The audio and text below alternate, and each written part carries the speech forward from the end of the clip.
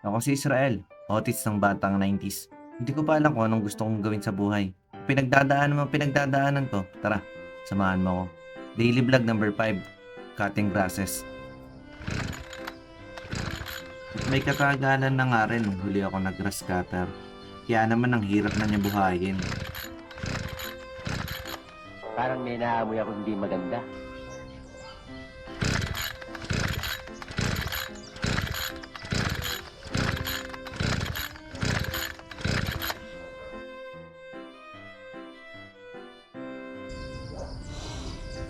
Medyo hinihingal lang otits nyo dito.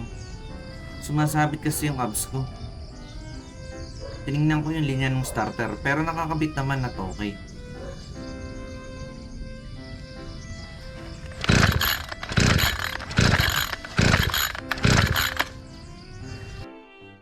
Mauuna pa yatang mabuhay ang mga dinosaur kaysa dito sa grass cutter namin. Sa pagkakataon niyang ito, tumawag na ako ng katulong. Tinawag ko na rin si mama. Hindi pa ako nakapagsimula, mauubos na yung lakas ko.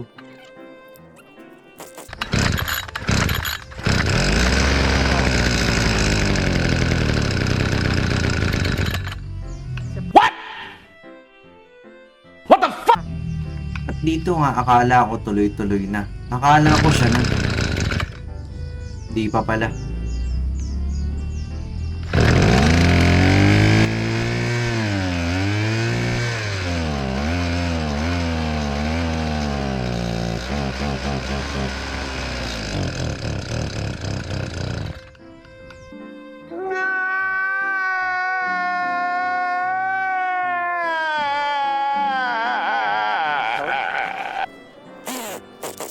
Napakalapit ng maubos ng pasensya ko dito.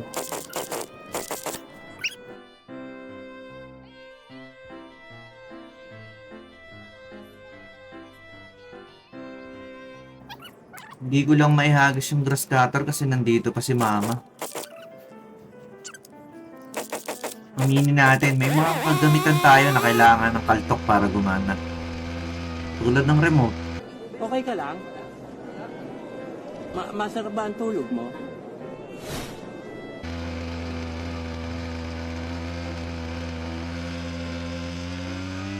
Akala ko talaga kailangan ko pang gumamit ng dahas bago siya mabuhay.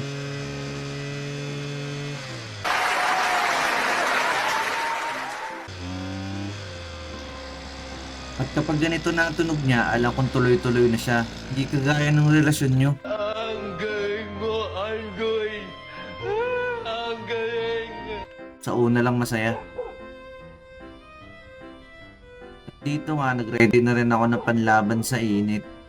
Since maganda naman yung panahon ng mga nakarang araw.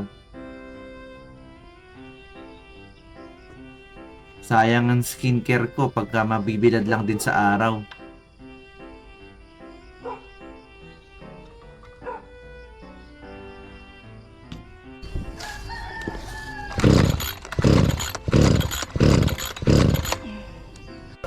Pwede ba ilayo mo sa akin to? Ayoko makita ito.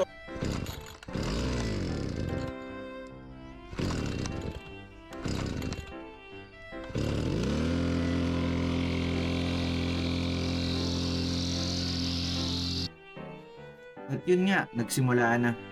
Medyo malawak din kasi ang gagras katerin ko kaya nagsimula ako ng mas maaga.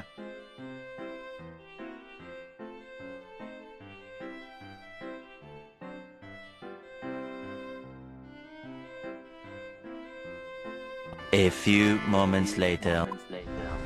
At yun nga, di mo talaga masasabi ang panahon. Akala mo siya na, hindi pa pala. Grabe ba?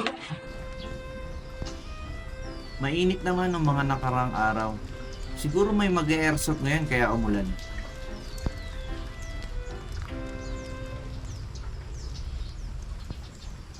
A few inches later. Di rin naman nagtagal at umaraw na.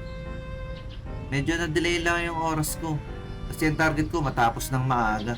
Baka abutin na naman kasi ako ng gabi. At eto na, sakto. Tanghalian na nung natapos ko lahat ng aking gagras katerin. Medyo gutom na rin ako.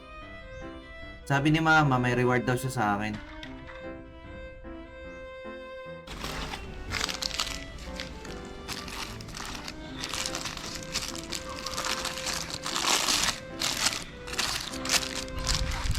Wow naman! Wow!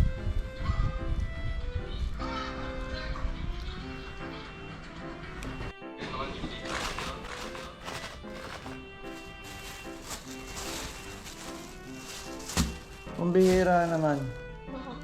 Wala silang gravy. Walang gravy. Ano kakain nito? Buti na lang, malapit lang. Kaya nakakuha ako ng gravy.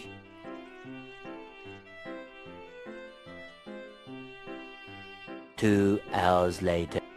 Mapahaba ang idlip ko, kaya hinapon na ako magkalaykay. Kung alam mo lang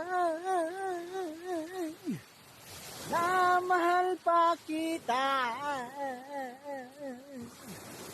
kaso di na pwede. Mag-aalas 5 na rin nang matapos ako magdakot ng aking kinalaykay. Ito na ang finished product niya.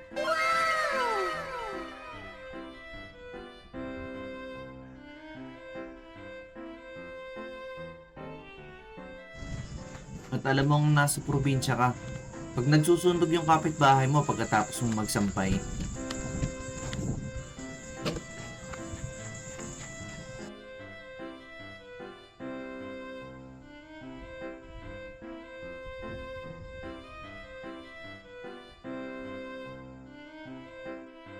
at halos gabi na rin nga nung natapos ako.